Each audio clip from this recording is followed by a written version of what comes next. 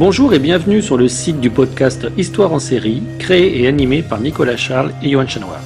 Au programme, une analyse des séries d'hier, d'aujourd'hui et de demain par les spécialistes des questions mobilisées par nos shows préférés.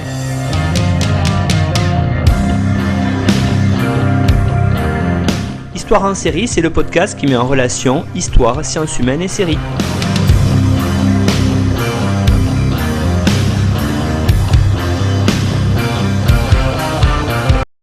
Bonjour à tous, bienvenue dans Histoire en série qui entame ses enregistrements pour 2022 avec aujourd'hui Angélique Salin. Bonjour Angélique. Bonjour. Alors Angélique, aujourd'hui vous êtes venue nous parler, on va le voir, d'une série animée, on va y revenir dessus. On a déjà fait quelques séries animées, mais là on va le développer de plus en plus et je suis ravi d'évoquer ça avec vous. Alors je vous présente avant tout très rapidement, vous êtes actuellement docteur en littérature comparée et enseignante dans le secondaire en lettres modernes. Vous avez fait donc des études de lettres avec un doctorat et vous avez publié de nombreux articles et ou une participation à des ouvrages collectifs. On a mis tout ça dans le site internet histoireensérie.com à la page de l'émission. Alors, avant de commencer, peut-être Angélique, véritablement cette interview, on va dire, cette émission autour de la série Wakfu, peut-être en quelques mots nous la présenter ? Oui, tout à fait. Merci Nicolas. Et merci pour l'invitation. Alors, Wakfu, c'est une série d'animation, comme vous l'avez dit, française, créée par les studios Ankama depuis 2008. Elle compte 3 saisons et des épisodes spéciaux à part entière. Et une 4e saison est en cours de production. Elle devrait sortir normalement en 2022-2023. J'imagine qu'avec la pandémie, ça peut-être été un petit peu repoussé. C'est une série un petit peu, on va dire, particulière, qui met en avant un univers transmédia si cher à notre amie Mélanie Bourda, qui a fait de nombreuses émissions pour nous là-dessus. Alors justement, cet univers transmédia, ça s'appelle le Cosmos. Dites-nous en plus, Angélique. Oui, effectivement, avant d'entrer dans le vif du sujet, je pense qu'il faut parler de cet ensemble multisupport dans lequel s'insère la série Wakfu.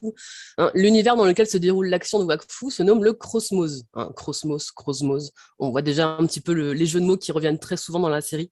Donc c'est un univers né d'une valse amoureuse entre un grand dragon incarnant la stasis, l'énergie de la destruction, et de la déesse Héliatrope incarnant le Wakfu, l'énergie de la création. Cette cosmogonie a été inventée par Anthony Roux, Camille Schaffer et Emmanuel Darras, le trio fondateur des studios Ankama en 2004, soit, si vous avez bien suivi, 4 ans avant la première diffusion de Wakfu. Parce qu'en fait, il s'agit dans un premier temps de l'univers d'un jeu vidéo, Dofus, un MMORPG, donc jeu de rôle en ligne massivement multijoueur, toujours en ligne aujourd'hui, toujours joué actuellement. Donc ce jeu apparaît comme le point de départ d'un vaste projet transmédia puisque suivront d'autres jeux vidéo, notamment le MMORPG Wakfu en 2012, mais aussi des mangas, des bandes dessinées, des jeux de société, des magazines et des séries d'animation, dont Wakfu depuis 2008. Ces différents projets sont indépendants les uns des autres. Nul besoin d'avoir joué à Wakfu ou d'avoir lu la bande dessinée Boof Ball pour comprendre la série Wakfu. Le Cosmos est un univers multidimensionnel dont l'histoire s'étend sur plusieurs siècles, voire plusieurs millénaires, permettant ainsi aux créateurs de développer différents arcs en parallèle. La plupart des créations sont ainsi mineures. La plupart des BD et mangas ne comptent que quelques tomes et les magazines n'ont pas été publiés très longtemps. Quelques exemples, le Dofus Mag bimestriel sur les MMORPG d'Ankama compte 44 numéros et 12 hors-série publiés entre 2007 et 2014. Toutefois, cette transmédialité est probablement l'une des clés du succès des œuvres phares de l'univers que sont la série Wakfu et le MMORPG Wakfu. Elle a permis la constitution d'une fanbase solide dont nous aurons sûrement l'occasion de reparler. Si on se concentre davantage sur ce qui nous intéresse sur cette cosmogonie pour notre sujet, pour la série Wakfu, je vais revenir un petit peu sur cette grande histoire.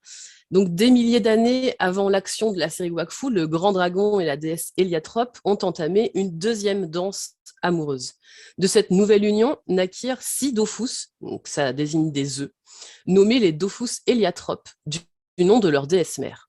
Dans chaque œuf se trouvent non pas un, mais 2 êtres, un dragon et un humanoïde, qui forment alors le peuple des héliotropes.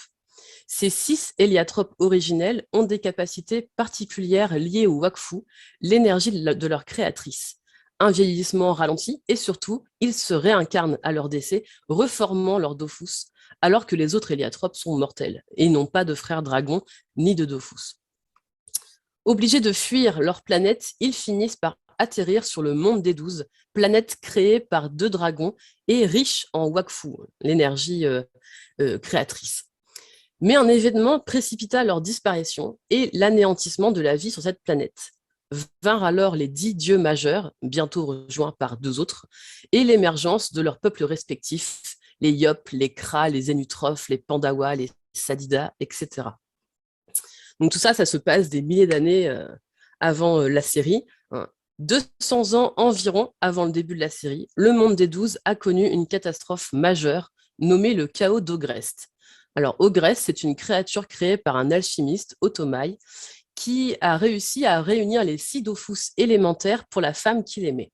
Mais elle disparut et, de chagrin, Ogrest se mit à pleurer.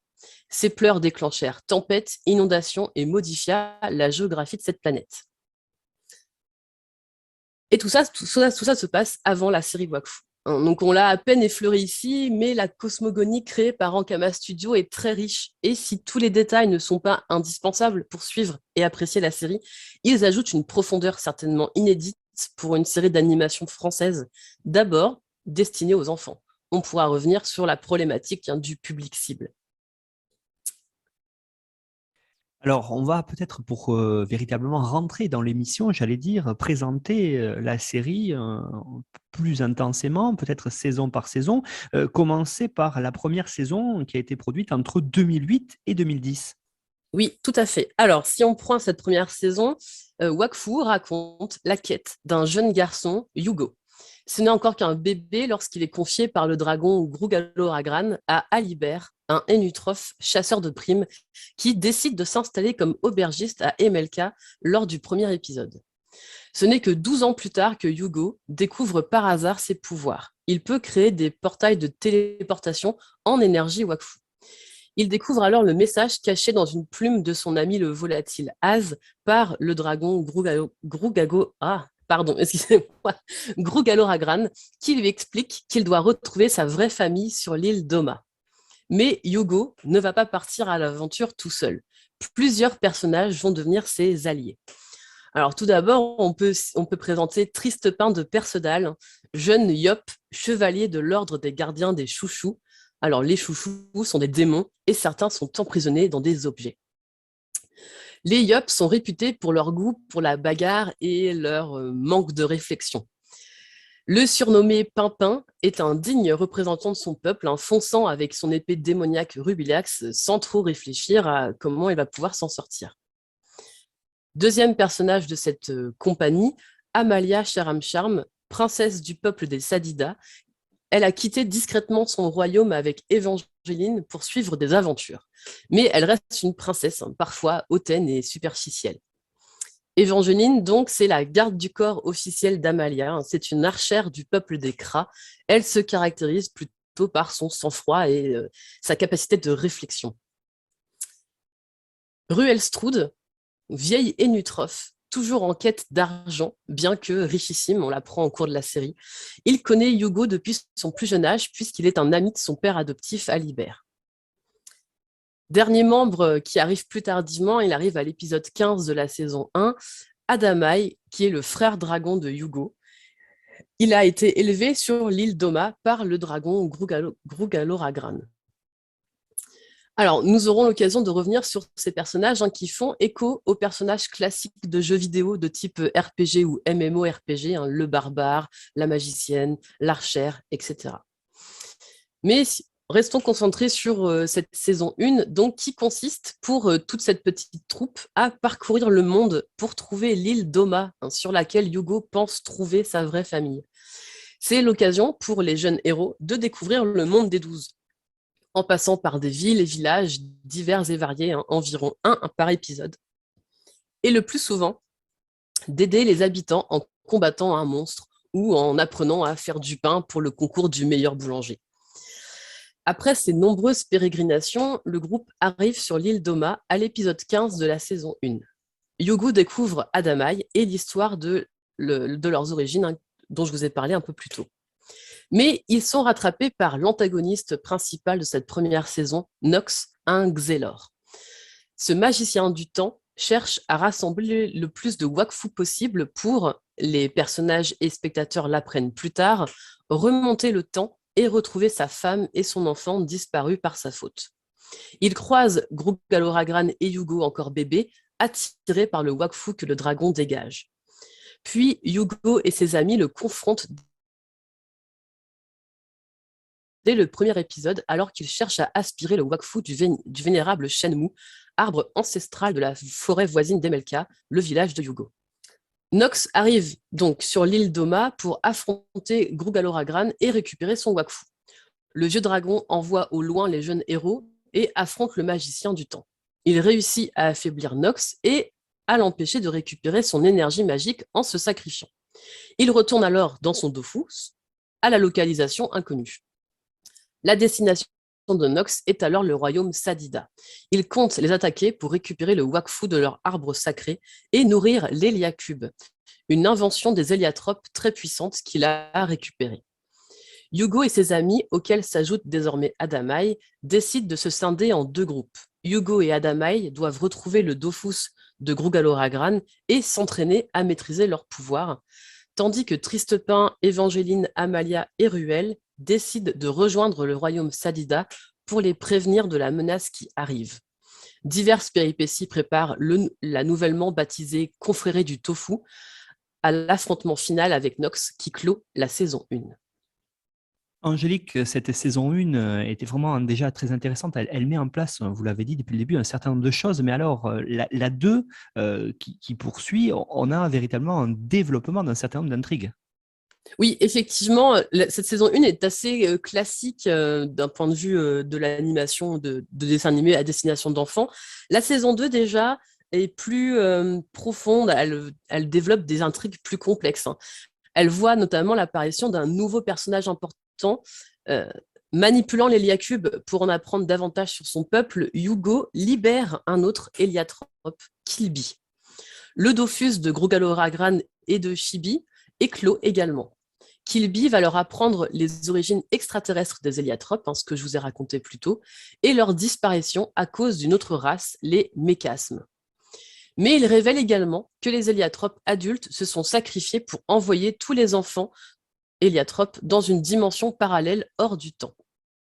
Kilby, se présentant comme le roi des héliatropes, envoyé également dans une dimension blanche par Yugo, affirme pouvoir ouvrir un portail vers les enfants. Mais il lui faut la puissance de son propre Dofus, caché sur une île à l'autre bout du monde des 12. La confrérie du Tofu a donc une nouvelle quête à accomplir. Aller récupérer le Dofus de Kilby et sa sœur dragonne Shinonome, l'occasion de parcourir de nouvelles régions du monde et de rencontrer toute une galerie de nouveaux personnages. Mais ce qui est intéressant de cette deuxième saison, c'est que les relations entre les personnages principaux évoluent. Alors que Tristepin semblait être mort pendant le combat contre Nox, Évangéline parvient à le retrouver et leur relation amoureuse que l'on pouvait déjà deviner devient officielle. Cette saison n'est pas sans révélation. Le prétendu roi Kilby s'avère être un terrible danger pour le monde des 12. À l'origine de la catastrophe ayant provoqué la disparition des héliatropes et l'exil des enfants, il avait été non pas sauvé mais banni par les véritables rois des héliatropes, Yugo et Adamai. Un éprouvant combat attend Yugo et ses amis pour vaincre Kilby et l'empêcher de détruire le monde. Angélique, cette saison 2, finalement, fonctionne très très bien, on l'a vu. Alors, il y a véritablement quelques épisodes spéciaux qui se mettent en place par la suite. Oui, effectivement, en 2014-2015 sortent des épisodes spéciaux. Alors, de ce que j'ai pu découvrir, un film avait été envisagé et finalement, ce film a été, comme qui dirait, remplacé par ces 3 épisodes spéciaux. Plus longs que les autres, c'est pour ça qu'ils sont spéciaux, ils se situent entre la saison 2 et la saison 3.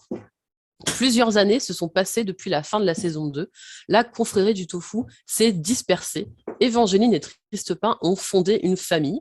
Amalia a pris davantage de responsabilités en tant que princesse. Yugo et Adamaï s'occupent de leur frère dragon et Héliatrope. Mais ils vont se retrouver, alors que le monde est à nouveau en péril, évidemment. Ogreste, dont je vous ai parlé, qui possède les 6 dofus élémentaires, s'est remis à pleurer, menaçant le monde des 12 et en premier lieu le royaume Sadida. Leur seul espoir, utiliser les 6 dofus héliatropes pour s'opposer à Ogreste. Mais encore faut-il les retrouver. Amalia demande à ses amis de l'accompagner lors d'un voyage vers Frigost, les terres du comte Harbour, qui promet de rendre les dofus qu'il détient en échange de la main d'Amalia. Les sentiments de Yugo pour la jeune femme sont alors révélés aux téléspectateurs. Il s'avère que le comte a menti. Il veut maîtriser les pouvoirs du Dofus pour détacher son royaume et celui d'Amalia, les sauvant de la montée des eaux et utilisant les forêts Sadida comme source de combustible pour Frigost. Rien de bien charitable là-dedans. La confrérie du tofu parvient à le vaincre et à récupérer les Dofus. Tristepin découvre pendant ce conflit qu'il est la réincarnation du dieu Yop. Ses camarades y voient alors une solution pour arrêter Ogreste. Adamaï, de son côté, accompagné par le père d'Ogreste, Otomaï, se rend ailleurs pour retrouver 2 autres dofus. Ils sont détenus par Dame Echo, qui les remet volontiers à Adamaï, en le mettant toutefois en garde. Leur utilisation contre les 6 dofus élémentaires pourrait déclencher une catastrophe. Les 2 derniers dofus sont détenus par un autre antagoniste que Yugo, aidé de 3 autres personnages, héros de leur propre série animée, parvient difficilement à récupérer. Pendant son absence, les inquiétudes grandissent dans le palais Sadida et, sous pression, Tristepin se rend seul sur le mont Zinith pour combattre Ogreste. Alors que Yugo revient et rassemble les 6 dofus héliatropes, déterminé à venir en aide à son ami parti seul, Adamaï s'oppose à l'utilisation des dofus, convaincu par les propos de Dame Echo. S'ensuit une violente dispute et une rupture entre les 2 frères pourtant si proches. Adamaï quitte ses amis et retrouve Dame Echo, qui lui a parlé d'une certaine fratrie qu'il pourrait rejoindre. Yugo tente de son côté de manipuler les 6 dofus et, les ayant sous son contrôle, à peu près, se rend au mont Zinith avec Otomaï, rongé par la culpabilité d'avoir abandonné son fils. Après un combat épique, ils parviennent à retirer les 6 dofus élémentaires à Ogreste, qui retrouve une apparence plus juvénile et les bras de son père. Cette lutte a bien failli détruire le monde, mais finalement, tout se termine pour le mieux. Toutefois, ces 3 épisodes se terminent en demi-teinte. Tristan et Eva se marient, ce qui est plutôt positif, mais d'un autre côté, Adamaï ne donne plus aucun signe de vie. La confrérie est un peu brisée, tout de même, par ces épreuves. Et qu'en est-il de la saison 3 qui sort en 2017, Angélique ? Oui, alors la dernière saison sortie, puisqu'on attend encore la saison 4, se suit directement les épisodes spéciaux, donc il faut vraiment avoir vu ces 3 épisodes pour pouvoir vraiment suivre la série. Donc, le combat contre Ogreste a créé un conflit durable entre Yugo et Adamaï. Ce dernier a rejoint un autre groupe, la Fratrie des Oubliés, composée de demi-dieux, déterminés à détruire les dieux actuels et à faire valoir leur prétendu droit. Leur chef, Oropo, est lié de façon intime à Yugo, qui devra assumer les conséquences de ses actes pour l'empêcher de détruire le monde des 12. Je ne veux pas trop en dire, puisque j'aimerais ne pas potentiellement divulgacher cette saison 3. Et du coup, vous avez évoqué en introduction, Angélique, le fait que dans les mois qui viennent, il devrait y avoir une saison 4. Alors peut-être, qu'est-ce que on pourrait supposer qu'il va y avoir dedans ? Alors, petit spoil, donc, pour pouvoir parler de cette saison 4, puisqu'elle va se situer juste à la fin de la saison 3, dont la conclusion a laissé les héros dans un nouvel endroit, l'Inglorium, la dimension où vivent les 12 dieux. Donc, on peut s'attendre à une rencontre avec les 12 dieux qui gouvernent, qui règnent sur le monde des 12. On va revenir maintenant, si vous voulez bien, Angélique, sur les caractéristiques de Wakfu, en regardant peut-être en particulier dans ces caractéristiques-là, on l'a compris, entre cette société de production et tout le reste, finalement, ça a été une histoire assez complexe, la mise en place de Wakfu. Oui, tout à fait. Et c'est pour ça que je trouvais intéressant d'en parler avec vous aujourd'hui. Parce que finalement, si l'histoire interne de Wakfu est elle-même complexe, l'histoire de la production est aussi assez difficile à suivre. Les 2 premières saisons de la série sont produites en partenariat avec France Télévisions, tout comme les 3 épisodes spéciaux. Les épisodes sont diffusés sur France 3, puis sur d'autres chaînes, avec succès. Mais en 2015, alors que la saison 3 devait être signée avec France 4, c'est finalement avec Netflix qu'Ankama produit cette 3e saison. Le directeur général Olivier Comte expliquait sur France Inter que ce nouvel accord avec la plateforme, fraîchement arrivée en France, puisqu'elle n'était là que depuis 2014, permettrait au studio d'avoir une audience internationale. Toutefois, ce changement de production est aussi très certainement lié à l'évolution du public ciblé par la série. Le réalisateur de la saison 3 affirmait ainsi au site IGN France, qui lui demandait si c'était un soulagement de passer sur France 4, qui est une chaîne plus adulte. Il lui répondait: en amont, c'est une grande volonté de Todd, qui est le responsable de l'écriture de la série, de faire évoluer le ton avec le public. C'est une série qui est ancienne, qui a un grand réseau de fans, qui a aussi grandi. Sur cette saison 3, on est aussi sur un ton tragicomique, plus dramatique. On est sur un ton assez lourd. France 4, ça a été une évidence. C'est une véritable volonté en interne de faire évoluer la narration avec quelque chose d'assez sombre. Je vois beaucoup de points communs avec Harry Potter, à savoir qu'on est dans un univers fun qui, tout doucement, bascule vers des thématiques plus matures. Donc on voit bien, déjà, le fait de passer sur France 4, ça montrer une évolution du public. Je pense que ce passage sur Netflix tranche bien le fait que la série ne s'adresse plus réellement, uniquement en tout cas, à des jeunes enfants, mais plutôt à un public adolescent, voire jeune adulte. Donc cette saison 3, qui finalement est sur Netflix, compte 13 épisodes, ce qui est assez classique pour les séries formées par Netflix. Ankama espérait pouvoir produire 13 épisodes supplémentaires pour finir cette saison, mais Netflix se désengage, insatisfait des audiences. Alors, plus de diffuseurs ni de producteurs, Ankama ne peut plus continuer la production de la série. 13 épisodes demanderaient, selon leur dire, 3 à 4 millions d'euros. En 2020, Ankama lance finalement un financement participatif. Ankama s'y engage à financer 3 épisodes si la barre des 100 000 euros est atteinte, puis un épisode supplémentaire chaque fois que 100 000 euros en plus sont récoltés. Pour obtenir une saison complète de 13 épisodes, les fans devaient donc atteindre la somme astronomique de 1 million et 100 000 euros, soit un tiers du budget total. Le seuil est atteint en 8 jours.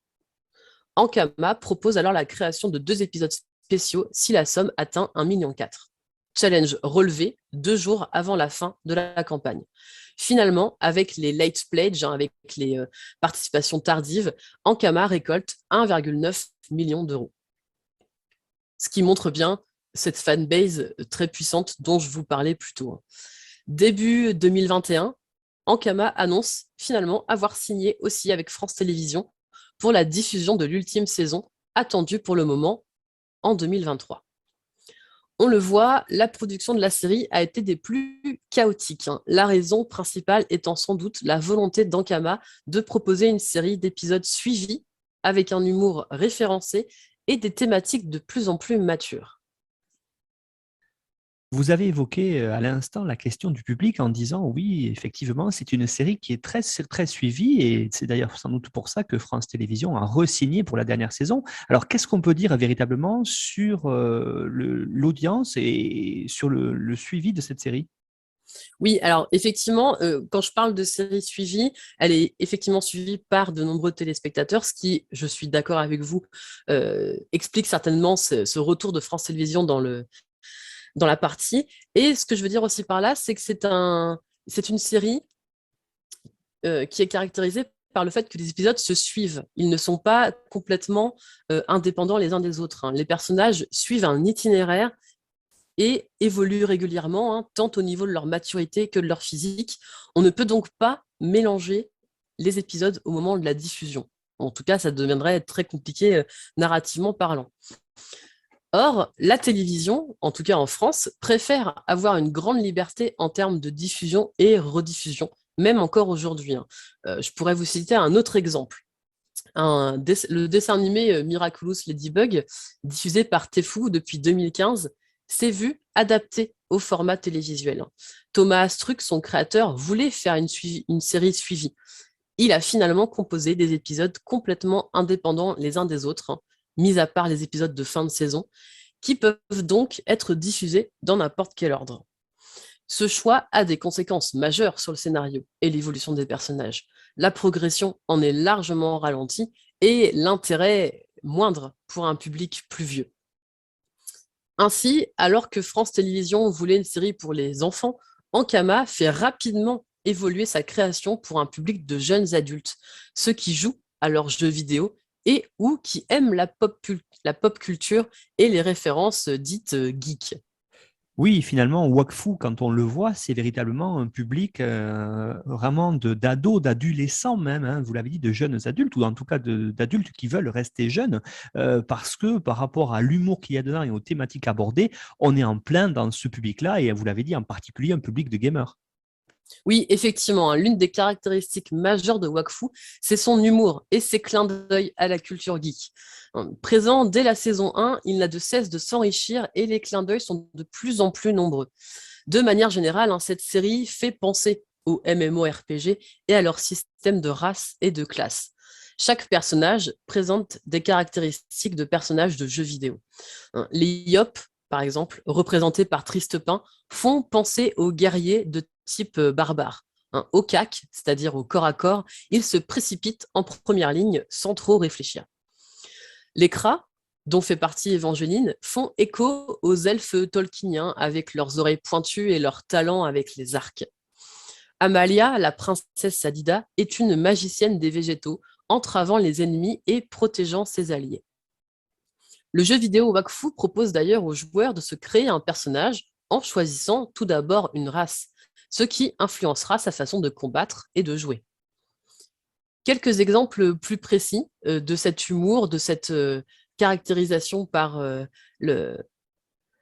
l'esprit plus adulte de la série. Tristepin de Perceval. Rien que son nom est déjà un clin d'œil au chevalier Perceval. Il n'est d'ailleurs pas le seul dont le nom est évocateur. Remington Smith, Pan Diego de la Vega, Lady Glagla, Shannon Stone, etc. Très régulièrement, le public plus adulte, plus à même de comprendre ces jeux de mots, va pouvoir sourire et être content de reconnaître ces jeux de mots dans la série. D'autres exemples. À la saison 1, donc dès la saison 1, hein, épisode 18, alors que les héros doivent se séparer, ils décident de se trouver un nom. Évangeline propose comme nom la communauté de l'anneau, car ils sont assis en rond. Et Ruel lui rétorque, je cite, « Trop évident, ça a sûrement déjà été pris ». Évidemment, référence ici à Tolkien. Et j'imagine qu'un enfant de 5-6 ans n'aurait pas cette référence. Donc ça montre clairement ici que Ankama s'adresse à un public plus âgé. Saison 2, épisode 5, les héros parcourent un donjon, élément classique du jeu de rôle, hein, où les joueurs vont aller de salle en salle, combattre des monstres jusqu'à arriver au boss final. Saison 2, épisode 12, hein, Ruel s'exclame face à un ennemi « Tu ne passeras pas ». Ce qui est clairement une référence ici à Gandalf, hein, dans Le Seigneur des Anneaux. Saison 2, épisode 15, cet épisode est entièrement un hommage aux jeux vidéo, puisque le style graphique va changer régulièrement dans l'épisode. On va avoir des références à Mario, à Pac-Man, à Tekken, etc. Les jeux de mots sont aussi davantage destinés aux jeunes adultes. Par exemple, saison 1, épisode 18, Ruel propose de donner leur carte magique en guise de paiement à la capitaine qui accepte de prendre le groupe à son bord. Il affirme alors que les paiements par carte sont de plus en plus courants et que celle-ci, très bavarde, est à débit illimité. Il parle bien d'une carte parchemin, une carte pour se repérer dans le monde. Et ici, on a un jeu de mots avec la carte bancaire. Saison 2, épisode 8, alors qu'un personnage se vante à propos de son imposante armure étincelante, Ruel. Alors, Ruel, c'est le personnage le plus âgé, donc les jeux de mots douteux lui reviennent très souvent. Donc Ruel, face à cette imposante armure, affirme qu'effectivement, je cite, « il en a une grosse ». Je vous laisse savourer le jeu de mots. Saison 2, épisode 18. Lors d'un combat, l'épée de Tristepin ne parvient pas à grandir comme habituellement lorsqu'il veut combattre. Le chevalier connaît cette panne pour la première fois à cause du stress, peut-être. Effectivement, la saison 2, je vous l'avais dit, est déjà différente de la saison 1. Clairement, là, on a des choses plus graveleuses, plus destinées à un public adulte. Saison 2, épisode 20, on a la reproduction de la scène mythique du Titanic au bout d'un bateau, donc, plus compréhensible par un public plus âgé. Alors, cet aspect n'est pas sans rappeler d'autres sagas de fantasy humoristiques, comme le Donjon de Naheulbeuk ou Reflet d'acide. Mais Wakfu se caractérise aussi par son histoire riche et complexe. Si le début de la série ressemble à une quête simple d'un jeune héros à la recherche de son passé, la suite développe des questions plus complexes. Lorsque le retour de dizaines de milliers d'héliotropes est envisagé, je vous rappelle, lorsque Kilby promet de pouvoir ramener les enfants, les dirigeants des 12 nations se réunissent et débattent. Quel territoire donner à cet autre peuple? Comment l'accueillir? Ce qui est peut-être encore aujourd'hui d'actualité avec ce qui se passe dans notre monde réel, quand on parle d'accueil d'étrangers.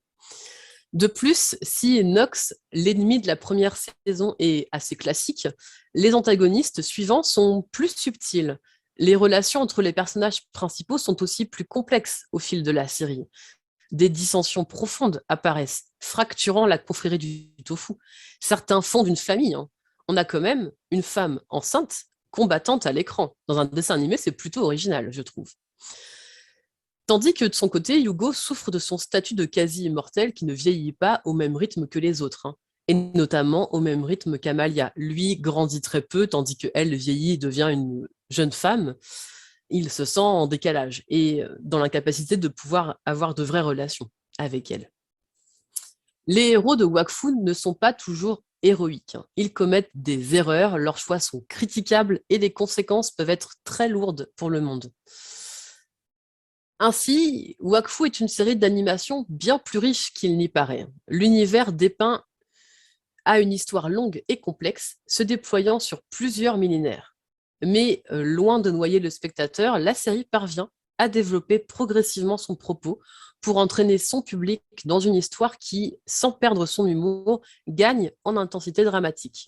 Ce que je voudrais dire, c'est que Wakfu est une série majeure dans l'histoire de l'animation française. Et cette animation française, elle gagne une aura internationale ces dernières années avec les studios Ankama, mais aussi plus récemment avec d'autres studios comme Fortige Productions, qui a co-réalisé la série Arcane basée sur l'univers du jeu vidéo League of Legends. Je ne sais pas si vous en avez entendu parler, mais là, ça a fait un sacré buzz. Ces deux exemples prouvent à quel point les séries animées ne sont pas uniquement pour les enfants. Et c'est justement ce qu'on cherche à mettre en avant dans Histoire en série, et on va en parler en cette année 2022. De plus en plus, les animés ne sont pas que pour les enfants, ni d'ailleurs que pour les adolescents. On y reviendra dessus à travers plusieurs autres émissions cette année. Merci beaucoup, chère Angélique Salum, pour la présentation de cette série française, en plus cette série animée française, Wakfu. Vous avez fourni une petite bibliographie indicative que l'on retrouve sur notre site internet histoireensérie.com à la page de l'émission, et puis vous retrouvez notre actualité sur les réseaux sociaux, sur Twitter et sur Facebook. Rejoignez notre groupe Facebook Histoire en série pour avoir les dernières nouveautés et pour qu'on vous spoile sur les futures émissions. Vous retrouvez aussi notre actualité et les résumés de tous les épisodes sur notre partenaire nonfiction.fr. Allez-y, c'est un site très intéressant qui se tient au courant des parutions en sciences humaines et sociales et donc des podcasts aussi. Vous aurez tous les liens pour aller écouter vers Spotify, YouTube ou toutes les grandes plateformes de podcasts. Angélique, merci beaucoup, puis à bientôt, j'espère. Merci à vous, Nicolas, et j'ai hâte d'écouter ces nouveaux épisodes sur les animés français et internationaux.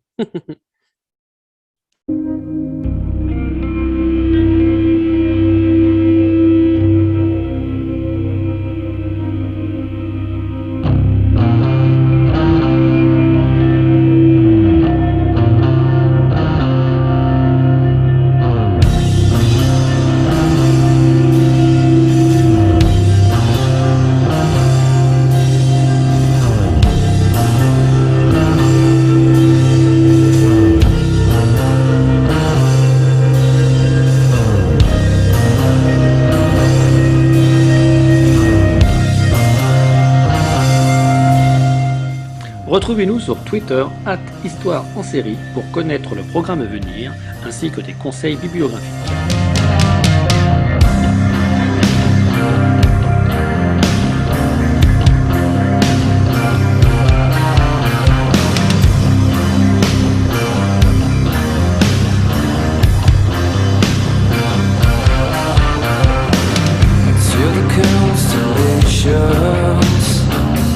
Travel logistically, such a beautiful planet populated by a strangely animals.